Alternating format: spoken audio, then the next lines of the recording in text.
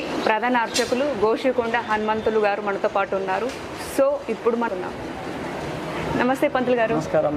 So చెప్పండి, ఇప్పుడు ముందుగా మనకు వచ్చేది ఇప్పుడు వినాయకుని పండుగ అయిపోయిన తర్వాత మళ్ళీ మనకి బతుకమ్మ దసరా కూడా వస్తుంది. సో దాని గురించి కూడా మనకు వివరించండి. శివర విరూపాక్ష విశ్వరూప సదా శివ శరణం భవభూతేశ కరుణా ఆకర శంకర వాగర్థా వివ సంపృక్తో వాగర్థ ప్రతిపత్తే జగత పితరో వందే పార్వతీ పరమేశ్వరో. పార్వతీ పరమేశ్వరుడు నమస్కరిస్తూ ఓకే, చాలా సంతోషమ్మా. అలాగే ఈ భాద్రపద మాసం తర్వాత ఇప్పుడు మళ్ళీ తర్వాత పితృపక్షం అనేది ఒకటి వస్తుంది. ఈ పితృపక్షం అనేటువంటి భాద్రపదం అనేటువంటి సంబంధించినటువంటి ఒక స్వామివారి యొక్క గణపతి నవరాత్రుల తర్వాత నిమజ్జనం అయిపోయిన తర్వాత ఆ నిమజ్జనం అనేటువంటిది ఏంటి, భాద్రపద శుద్ధ చతుర్దశి రోజు నాడు సంబంధించింది నిమజ్జనం జరుగుతూ ఉంటుంది. ఆ తర్వాత పక్షాన్ని రోజులు అంటే అమావాస్య వరకు కూడా అంటే పౌర్ణమి తెల్లవారి నుంచి వెళ్ళి 15 రోజులు పితృపక్షం అంటారన్నమాట.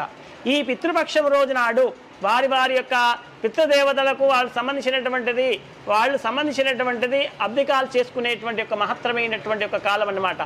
ఈ పితృదేవతల అనుగ్రహం కొరకై ఎవరైతే వారు గతించినటువంటి వారికి ఉన్నారో ఆ రోజు నాడు సంబంధించినటువంటిది బ్రాహ్మణికి యథోచితముగా మీకు కావాల్సినటువంటి విధానంగా శాకాహార భోజనాలని సమర్పించి ఆ పితృదేవతలు స్మరణించి మనం భోజనం కనుక చేసినట్టయితే ఆ యొక్క పితృదేవతలు శాంతించి మీకు సంపూర్ణమైనటువంటి ఆయురారోగ్యములు కలిగించేటువంటి ఒక మహత్తరమైనటువంటి ఆశీర్వాద కార్యక్రమం అనేటువంటిది ఉంటుంది. అలాగే ఆ భాద్రపద శుద్ధ ఆ సంబంధించి మొదలుకొని బహుళమంది మొదలుకొని అమావాస్య నాడు అంటే అమావాస్య నాడు పిత్రమావాస్య అంటారు దాన్ని.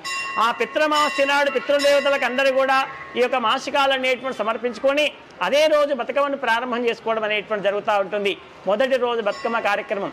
అలాగే ఆ తర్వాత దశమి రోజు నాడు విజయదశమి కార్యక్రమం అనేటువంటి జరుపుకోవడం అనేటువంటి జరుగుతుంది. అష్టమి దానికంటే ముందు ఆ పెద్ద బతుకమ్మ కార్యక్రమాన్ని కూడా నిర్వహించుకోవడం అనేటువంటిది.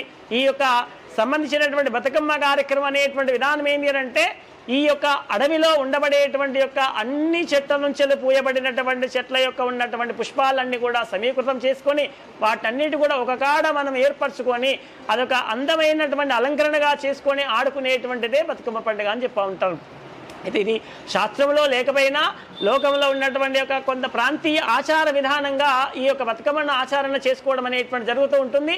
అలాగే దేవీ నవరాత్రోత్సవాలు ఆ అమావాస్య నుంచి మనకు ఆశ్వీజ శుద్ధ పాడ్యమి నుంచి మొదలుకొని దేవీ నవరాత్రులు ప్రారంభమై ఆ నవరాత్రులలో భాగంగానే ఈ యొక్క అష్టమి రోజునాడు సంబంధించినటువంటి దుర్గాష్టమి రోజునాడు ఈ యొక్క ఆ సద్దుల బతుకమ్మ అనేటువంటి కూడా చేసుకోవడం జరుగుతుంది. తదనంతరము ఆ విజయదశమి రోజునాడు సంబంధించి దసరా కార్యక్రమాన్ని నిర్వహించుకోవడం అనేటువంటిది ఈ యొక్క సంబంధించినటువంటి కార్యక్రమాలు నిర్వహించుకొని అందులో ఆ స్వామి వారి యొక్క అనుగ్రహాన్ని పొందేటువంటి విశేషమైనటువంటి పర్వదినాలు.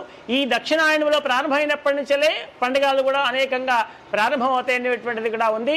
ఇప్పుడు మనకి జూలై 17 నుంచి దక్షిణాయనం కూడా ప్రారంభమైంది. ఇందులో కూడా అనేకమైనటువంటి పండుగలు పర్వదినాలు అనేటువంటివి కూడా కొనసాగుతూ వస్తుంటాయమ్మా. సో మనకి బతుకమ్మ కూడా ఒక్కొక్క రోజు ఒక్కొక్క స్పెషల్ ఉంటుంది, ఒక్కొక్క విశిష్టత గురించి దాని గురించి కూడా ఒకసారి వివరించండి.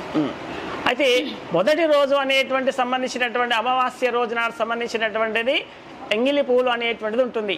ఆ రోజు సంబంధించినటువంటి దానిలలో మనము ఏ అయితే బతుకమ్మను ఆరాధన చేసేటువంటి వాళ్ళు ఎవరు ఉంటారో ఆ ఇంట్లో చేసుకొని ఆ సంబంధించినటువంటి ఎంగిలి పూలు అని చెప్పి ఆ రోజు ఎలాంటి నివేదన లేకుండా ఆ యొక్క సంబంధించినటువంటిది అక్కడ ఉన్నటువంటి మహిళామణులు పిల్లలు అందరూ కూడా ఆడుకొని ఆ సంబంధించినటువంటిది నిమజ్జనం చేసుకోవడం అనేది ఏ రోజుకి ఆ రోజు చేసుకుంటూ వస్తూ ఉంటారు. ఇలా నవరాత్రుల లెక్క విధానమైనటువంటిది ఆడుకునేటువంటి విధానం చేసుకొని ఒక్కొక్క రోజు సంబంధించినటువంటి విధానానికి సంబంధించినటువంటి ఆచరిస్తూ ఆ తర్వాత చివరి రోజు అనేటువంటి పెద్ద బతుకమ్మగా తీసుకొని ఆ రోజు సద్దుల బతుకమ్మ అని కూడా దాన్ని అనడం జరుగుతుంది.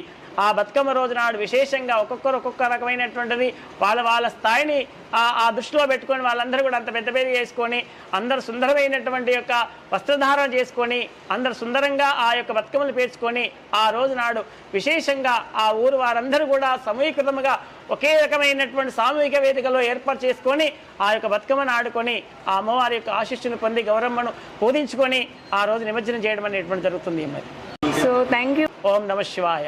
పంతులు గారు మాకు అన్ని పండుగల గురించి ఇంత చక్కగా వివరించినందుకు.